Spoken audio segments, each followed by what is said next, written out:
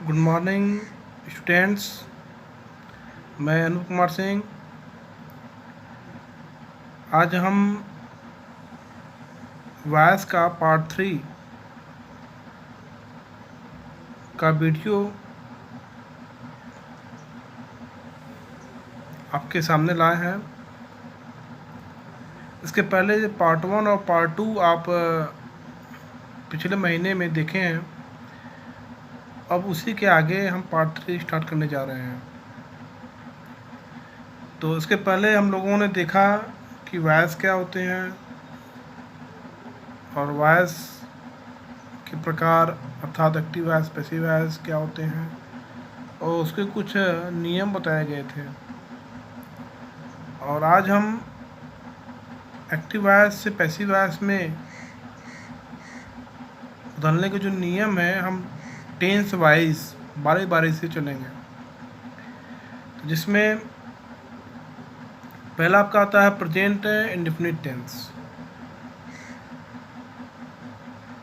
पहला टॉपिक है present indefinite tense. जब हमारा एक्टिव वॉइस इस टेंस में होता है तो इसके क्या रूल हैं। इसका रूल ये है, यदि एक्टिव सेंटेंस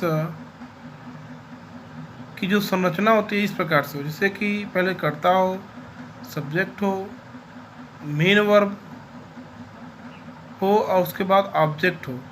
इसके आधार पर अगर हमारा एक्टिव वॉइस हो तो पैसिव वॉइस की संरचना हम कैसे करेंगे। तो पैसिव वॉइस की संरचना हम में सबसे पहले पैसिव सब्जेक्ट लिखते हैं। जैसा कि आपको पिछली वीडियो में बताया गया था कि पैसिव सब्जेक्ट क्या होते हैं। वह एक्टिव जो वॉइस होता है उसका ऑब्जेक्ट पैसिव सब्जेक्ट बनता है और हम उसको सबसे पहले लिखते हैं। उसके बाद हेल्पिंग वर्ब जो भी आती है, सहायक क्रिया पैसिव वॉइस का इज, एम, आर प्लस मुख्य क्रिया का थर्ड फॉर्म, उसके बाद प्रीपोजिशन बाई लगा देते हैं और लास्ट में पैसिव ऑब्जेक्ट लिखते हैं। अब यहाँ पर हमको 2-3 बातें समझनी है। जैसे यहाँ पर बताया गया है एक्टिव सेंटेंस में सब्जेक्ट, उसके बाद यम भी फर्स्ट है और यहाँ पर ऑब्लिक करके यम भी 5 है। इसका मतलब क्या हुआ, जैसे कि आप टेंस में जानते हैं कि जब सेंटेंस असर्टिव होता है उसमें एक वचनकर्ता के साथ मुख्य क्रिया में यस या यस लगाते हैं। तो यम भी 5 जो दिख रहा है वह यस या यस फॉर्म है और आई और बहुवचनकर्ता के साथ हम मुख्य क्रिया का मूल रूप ही लिखते हैं, अर्थात यम भी फर्स्ट यानी मुख्य क्रिया का फर्स्ट फॉर्म का प्रयोग। इस तरह के सेंटेंस जो है कि प्रेजेंट इंडेफिनिट टेंस में ही आते हैं, इसको हमको ध्यान देना है। जब इसके आधार पर हमारी जो संरचना दी होती है एक्टिव वॉइस की प्रेजेंट इंडेफिनिट टेंस में, तो पैसिव वॉइस की संरचना इस प्रकार बनती है कि पैसिव सब्जेक्ट लिखते हैं, फिर इज, एम, आर, यही 3 सहायक क्रिया होती हैं। पैसिव वॉइस में जब कन्वर्ट करते हैं प्रेजेंट इंडेफिनिट टेंस को, अर्थात हमें ये ध्यान रखना है कि पैसिव वॉइस में बदलते समय प्रेजेंट इंडेफिनिट टेंस की सहायक क्रिया इज, एम, आर होती है और उसके बाद मुख्य क्रिया का थर्ड फॉर्म तीसरा रूप लिखते हैं, फिर बाई लगा देते हैं और लास्ट में पैसिव ऑब्जेक्ट लिखते हैं। यह ऑब्जेक्ट क्या होता है, जो एक्टिव वॉइस का जो सब्जेक्ट होता है वह पैसिव वॉइस के ऑब्जेक्ट में बदल जाता है। तो इस प्रकार से हम कुछ एग्जाम्पल देखेंगे यहाँ पे, जैसे कि यहाँ पर है चिल्ड्रेन लाइक स्वीट्स, ये एक्टिव वॉइस में है।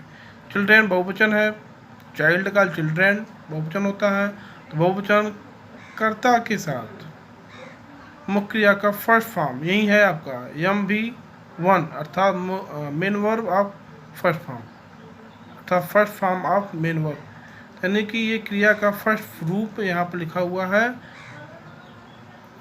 ये इसकी पहचान है, इसी से हम पहचानते हैं कि टेंस किसमें। स्वीट्स मिठाई, ने बच्चे मिठाइयाँ पसंद करते हैं। एक्टिव एस, तो ये ऑब्जेक्ट है, ये एक्टिव एस का ऑब्जेक्ट है, ये मेन वर्ब हो गया और ये सब्जेक्ट है। तो चेंज क्या क्या हुआ, जैसा कि संरचना देख रहे हैं, पैसिव सब्जेक्ट, तो ये सब्जेक्ट क्या हुआ, एक्टिव एस का ऑब्जेक्ट, ये जो ऑब्जेक्ट था पैसिव सब्जेक्ट बना। स्वीट्स को सबसे पहले लिखते हैं, फिर उसके बाद आर क्यों आया, क्योंकि स्वीट्स यस यानी मिठाइयाँ, ढेर सारी मिठाइयाँ, बहुवचन है, इसलिए आर का प्रयोग। फिर लाइक का थर्ड फॉर्म लाइक्ड, MB3 बताया गया है। मुख्य क्रिया का थर्ड फॉर्म हमेशा से यूज होगा पैसिव वॉइस में, तो लाइक का लाइक्ड हो जाएगा, बाई लगा दिया गया है। और चिल्ड्रन जो एक्टिव वॉइस का सब्जेक्ट था, जो करता था, पैसिव वॉइस का ऑब्जेक्ट बन जाता है। तो यहाँ पर इन्हीं 2-3 बातों का ध्यान हमको रखना है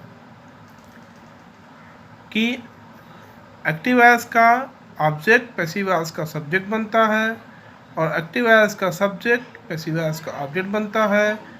बाई प्रोपोजिशन लगाते हैं, और उसके पहले हम मुख्य क्रिया का थोड़ा फॉर्म यूज करते हैं। और ये इम्पॉर्टेंट है, इसको ध्यान देना होगा। सहायक क्रिया, पैसिव वॉइस की सहायक क्रिया is, M, are.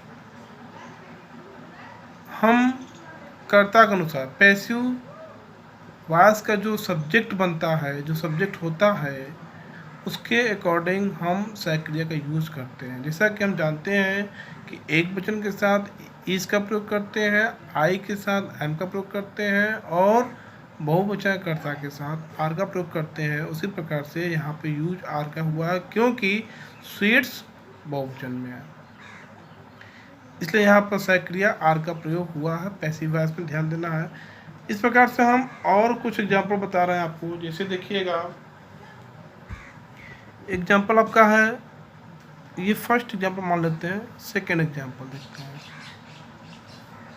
Second example में क्या है, जैसे मान लिया आप कोई सेंटेंस है, बॉयज लव एनिमल्स,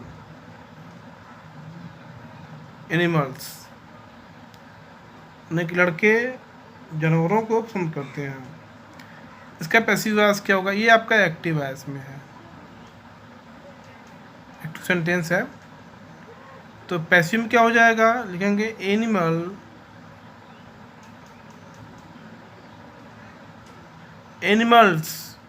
है तो आर का प्रयोग, क्योंकि बहुवचन में हो रहा है करता। पैसिव यानी एक्टिव वॉइस का जो सब ऑब्जेक्ट था, वो पैसिव का सब्जेक्ट बन रहा है। तो एनिमल्स आर, लव का third form loved by boys, ये बन जाएगा ऑब्जेक्ट। पैसिव वॉइस का सब्जेक्ट यहाँ बन गया ऑब्जेक्ट, की तरह से हम यूज करते हैं। और हम देखते हैं, जिसे है आपका एक सेंटेंस और मान लिया, एक एग्जाम्पल और मान लिया, रेखा टेक्स कॉफी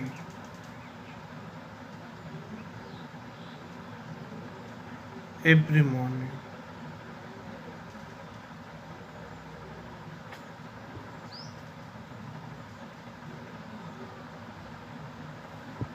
एक सेंटेंस है एक्टिव वॉइस में, रेखा टेक्स कॉफ़ी एवरी मॉर्निंग। अब इसमें देखिए क्या होता है, इसमें ऑब्जेक्ट क्या है, इसमें ऑब्जेक्ट कॉफ़ी है, ये सब्जेक्ट और इसका मेन वर्ब और ये ऑब्जेक्ट। और एवरी मॉर्निंग क्या, ये अदर वर्ड्स है, प्रत्येक सुबह। तो हम स्टार्ट करते हैं एक्टिव वॉइस के ऑब्जेक्ट से। इसका बनेगा, ये कॉफ़ी बन जाएगा सब्जेक्ट। तो लिखेंगे क्या, कॉफ़ी इज, अब टेक का टेकन हो जाएगा थर्ड फॉर्म, टेकन बाय, ये हो जाएगा ऑब्जेक्ट देखा। एवरी मॉर्निंग, इसको हम जो कहते हो डाल देते हैं, एवरी मॉर्निंग।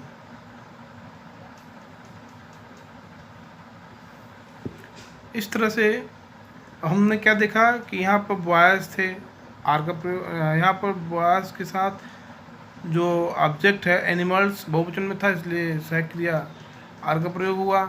यहाँ पर कॉफ़ी है, एक वचन माना जाएगा, यह एक वचन है इसलिए यहाँ पर इसका प्रयोग होगा।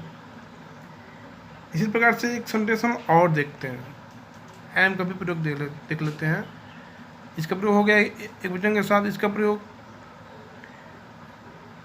इसे हो गया यहाँ पे, मोहन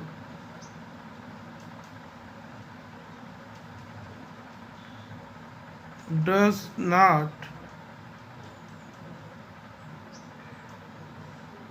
हेल्प मी।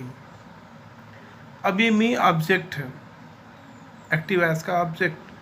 तो पैसिव वॉइस का सब्जेक्ट बनाएंगे तो क्या, मी का सब्जेक्ट क्या होता है, आई होता है, ये एक्टिव है, ये एक्टिव सेंटेंस है। तो आई के साथ हम क्या लगाते हैं, एम लगाते हैं, मतलब इज और एम से ही हमको यूज करना है सहायक क्रिया। तो मी का सब्जेक्ट आई होता है, आई के साथ हेल्पिंग वर्ब, पैसिव वॉइस में हेल्पिंग वर्ब एम का प्रयोग करेंगे। और फिर नॉट है तो नॉट है आप लिखना होगा, और मुख्य क्रिया का थर्ड फॉर्म हेल्प्ड कर देंगे, हेल्प्ड बाय मोहन, ये हो जाएगा पैसिव वॉइस, ये हो जाएगा पैसिव। इस प्रकार से प्रेजेंट इंडेफिनिट टेंस के जो रूल्स हैं उसको हम एग्जाम्पल से समझ सकते हैं और जान भी सकते हैं। इसमें क्या क्या चेंजिंग हुआ, कैसे चेंजिंग हुआ, इसको इसकी संरचना देख लेंगे और उसके बाद एग्जाम्पल के द्वारा हम इसको समझ सकते हैं। इसके बाद अगला वीडियो नेक्स्ट टाइम आपको देंगे। धन्यवाद।